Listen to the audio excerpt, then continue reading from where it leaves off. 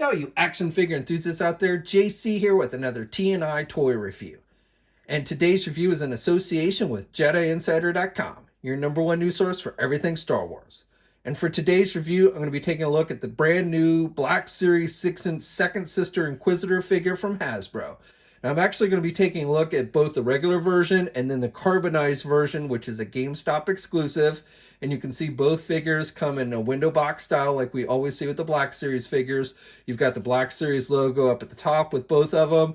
The regular figure comes in the standard black box, and then you get this metallic silver version with the carbonized figure. Both figures, along with the accessories, are clearly displayed. And then down below, you've got images of the character and the name. And then because this figure is technically based on the upcoming Star Wars Jedi Fallen Order video game, you've got that logo featured on the front of the packaging as well.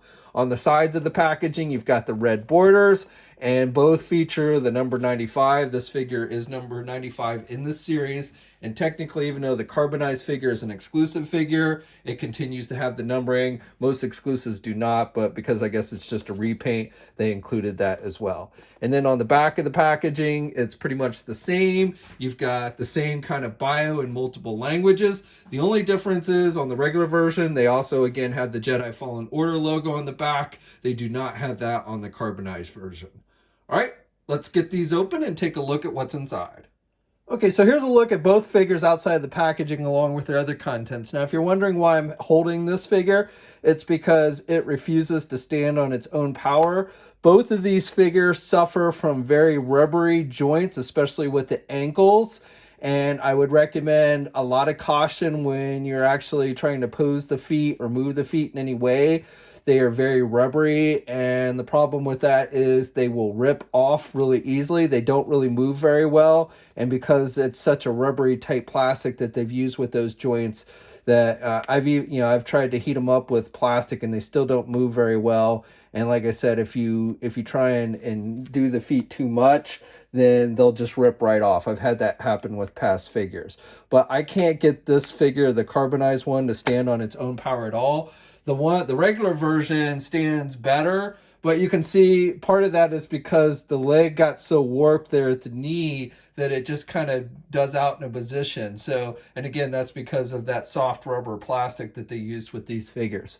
So definitely, be wary of that when you get this one. And like I said, I've yet to be able to get this carbonized version to stand on her own power for any long period of time.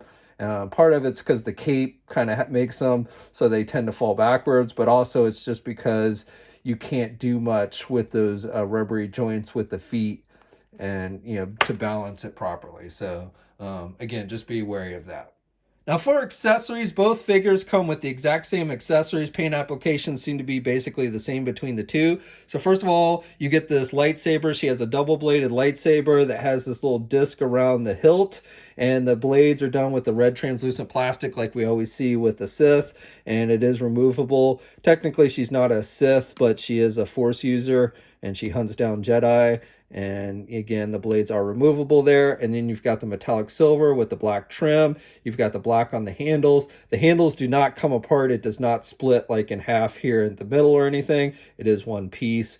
And you've got the red for the buttons and stuff. And overall, it looks pretty good. I have a little bit of a scratch mark on this one. This is the one that came with the regular version. And again, I have a little bit of a scratch mark on the silver, but otherwise it looks pretty solid.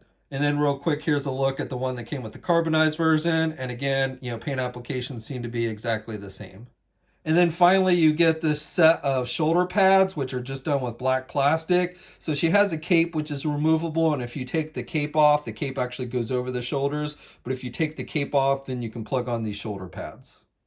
So here's a look at the figure with the cape on. The cape is made with just a vinyl material like we always see. You've got basically a dark red color on the underneath and then black on the outer side. And you've got some sculpting detail for texturing. And then up here on the shoulder pads, it's a much glossier black, and you've got the Imperial symbol on both shoulders, and it just fits over her shoulder. And it's the same with both versions. Maybe have a little more of a metallic finish on the underside for the carbonized version, but otherwise the cape is pretty much exactly the same.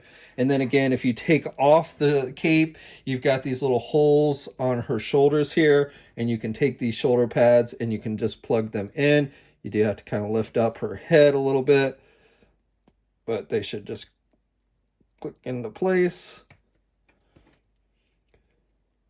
Okay, and here's a look at the regular figure with the shoulder pads, wearing the shoulder pads and holding her lightsaber. And just like the lightsaber, the shoulder pads seem to be identical between the two versions, the carbonized and the regular version. This is the regular version. And the shoulder pads fit on there fairly well. The one on this side seems to fit a little better than this one.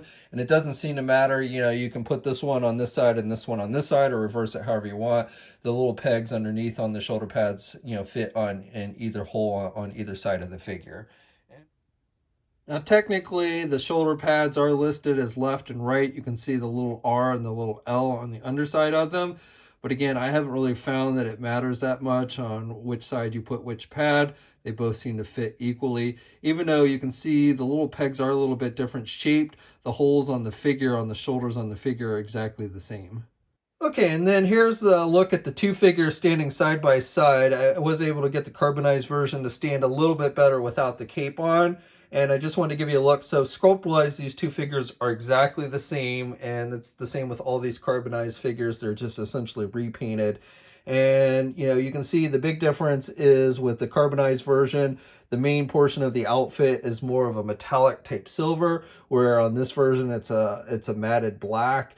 The red is a little shinier on the carbonized version, and then like the skirt piece is the same color as the rest of the outfit. I don't know if I'd call this matted black or a dark gray color, probably more of a dark gray color. And then this one is a shinier black color on the skirt piece. And the boots are a little bit lighter color on the carbonized version than the regular version.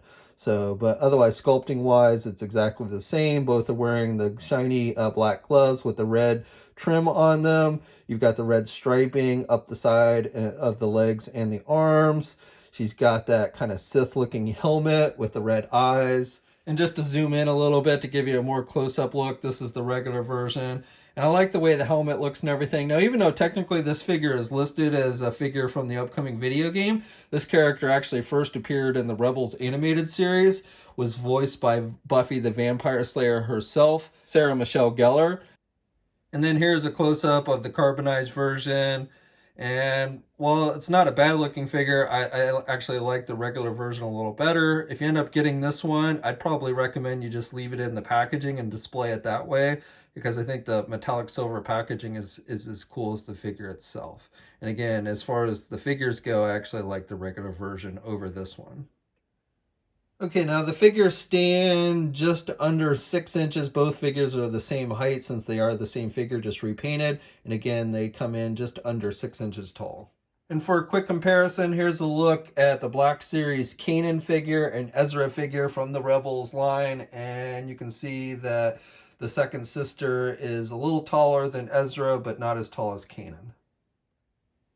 Now for articulation, again, just be wary that the joints are very rubbery, especially down here on the legs and the ankles. So when you're trying to pose it, you definitely probably are going to want to heat the plastic up a little bit, especially there with the ankles, or you could end up just breaking those feet off very easily.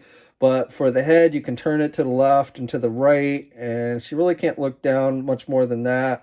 And then she can look straight ahead, but she can't look back. And you get a little bit of head pivot with this one. And then with the arm, she can get her arm out good there. And she's got good rotation. She's got a bicep swivel, or she's got an elbow swivel, single hinged elbow. So she can only bend her elbow about that much. No bicep swivel. And then with the hands, you've got rotation there. And you've got hinges, so up and down movement. And then there's a waist swivel, but no kind of ab crunch or anything. Now, besides rotation, you can also pivot to the left and the right there at the waist, and she can crunch forward a little bit and look back a little bit there at the waist as well. Again, she does not have a midsection joint, but you get a little bit of movement there at the waist section. She can do the splits about that much. Even with the skirt piece, she can still do the splits about that much. And then she can get her leg forward good. and she can only do her leg back about that much. You do get a thigh swivel, you get a double jointed knee, so she can bend her knee pretty good there. And then with the feet, you've got the hinges, but these joints tend to be very stiff and again, very rubbery. So if you do it too much, you can easily break these feet off, and you do get ankle pivot. The pivot works fine with these, and then you have 2 peg holes on the bottom of the feet.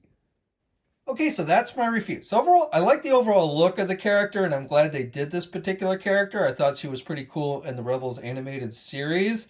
My big complaint with this figure comes with the joints themselves and the rubber that they use, especially with the ankles.